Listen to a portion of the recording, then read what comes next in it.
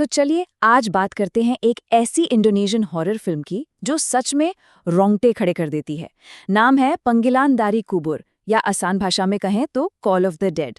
अब ये सिर्फ कोई टिपिकल हॉरर फिल्म नहीं है, ये कहानी है एक खानदानी श्राप की। एक ऐसा श्राप जो एक पूरे परिवार की जिंदगी को हमेशा हमेशा के लिए बदल कर रख देता है।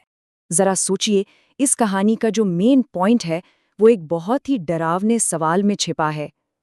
क्या हो अगर किसी की जिंदगी का सबसे दुखद पल, अपने ही बच्चे का अंतिम संस्कार, एक ऐसी शैतानी ताकत को जगा दे जिसे कभी कभी नहीं जागना चाहिए था। तो कहानी की शुरुआत होती है आलिया, उसके पति राका और उनकी बेटी जास्मिन के साथ। ये लोग एक रोड ट्रिप पर निकले हैं, लेकिन ये कोई मजेदार छुट्टियों वाला सफर नहीं है। आलिया के जहन में एक बहुत ही भयानक सपना घूम रहा है, और यही सपना आने वाले खौफ की पहली आहट है। और ये कोई मामूली सपना नहीं था। उसने जो देखा वो सच में रूह कपा देने वाला था। एक पोचोंग, मतलब कफन में लिपटा हुआ भूत, घर के ठीक बाहर एक खुली हुई कब्र, और एक ठंडा सा हाथ जो उसे ताबूत के अंधेरे में खींच रहा था। ये सिर्फ एक सपना नहीं था, ये एक तरह की वार्निंग थी। और इन डरावनी तस्वीरों से भी ज्यादा भयानक थी एक बच्चे की आवाज, मदद के लिए पुकारती हुई एक आवाज। ये आवाज आलिया के दिमाग में गूंजती रहती है, एक ऐसे पहेली बनकर जिसे वो उस वक्त समझ ही नहीं पा रही थी। तो ये परिवार पहुंचता है जास्मीन की नानी देवी के गांव। पहली नजर में देखने पर यह एक बहुत ही शांत और खूबसूरत सी जगह लगती है, लेकिन इसी शांति के पीछे एक भयानक तूफान छिपा हुआ है जो बहुत जल्द उनकी पूरी दुनिया को उजाड़ने वाला था। जिंदगी में कभी-कभी एक पल ही काफी होता है सब कुछ बदलने के लिए। बस एक जरूरी वर्क कॉल, ध्यान का एक छोटा सा भटकाव, और आलिया की दुनिया हमेशा के लिए बदल गई। यही वो पल था जिसने उस पुराने श्राप के लिए दरवाजा खोल दिया था। कल्पना कीजिए उस माँ के दिल पर क्या बीती होगी। पानी के किनारे उसे अपनी बेटी की सबसे प्यारी गुड़िया मिलती है, और फिर वो नज़ारा जो किसी भी माँ बाप की रूह को झकझोर कर रखते। उनका दर्द इतना गहरा था कि उसे शब्दों में बयान ही नहीं किया जा सकता।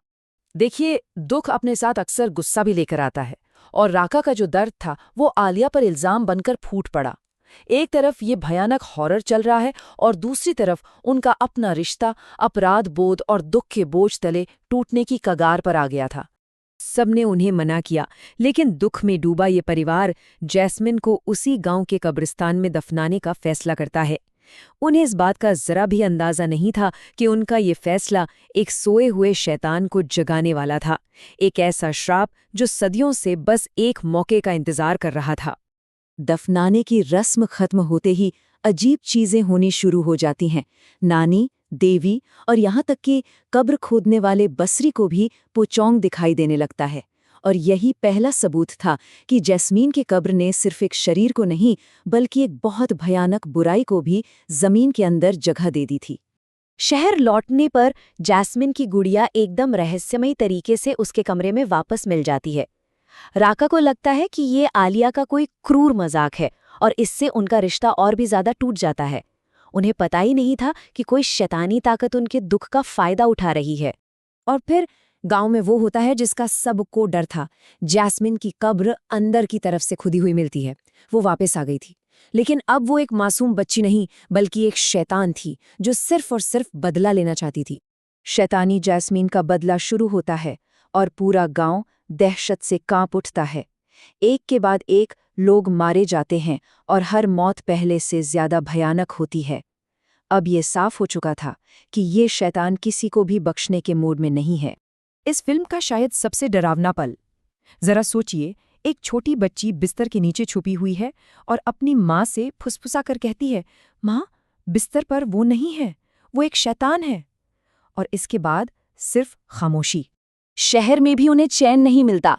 भयानक सपने और अजीब अजीब घटनाएं उन्हें लगातार सताती रहती हैं। आलिया और राका को ये एहसास हो जाता है कि जवाब सिर्फ एक ही जगह मिलेगा, उसी गांव में। अब उन्हें उस शैतान का सामना करना ही होगा। और गांव में उन्हें वो सच्चाई पता चलती है जो सब कुछ बदल देती है। ये श्राप जैस्मिन से नहीं, बल्कि उसकी परनानी से शुरू हुआ था। गांव वालों ने उन पर बहुत जुल्म किया था, और मरते मरते उन्होंने श्राप दिया था कि उनका कोई भी वंशज अगर इस गांव की मिट्टी में दफनाया गया तो वो बदला लेने जरूर लौटेगा।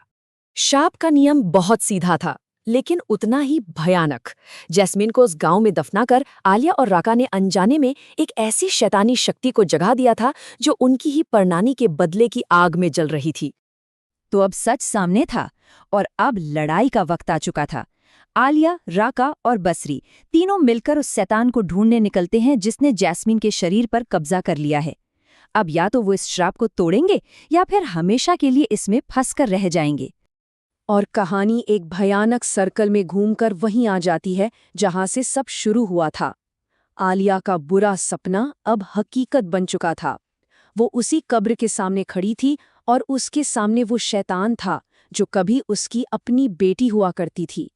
लेकिन ये लड़ाई इतनी आसान नहीं थी, क्योंकि वो असल में अपनी बेटी से नहीं लड़ रहे थे।